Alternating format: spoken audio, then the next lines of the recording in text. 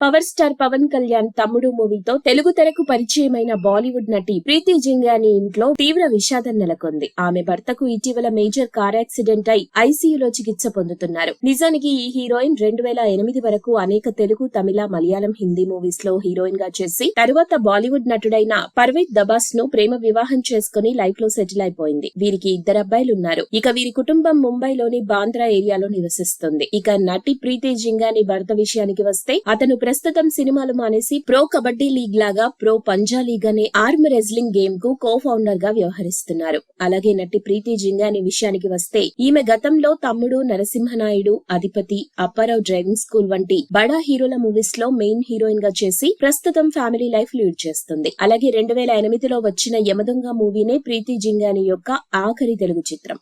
మీరు ఇలాంటి interesting news updates మరిన్ని తెలుసుకోవడానికి ఇప్పుడే మా ఛానల్ ని లైక్ చేయండి, ఫాలో చేయండి, సబ్స్క్రైబ్ చేయండి.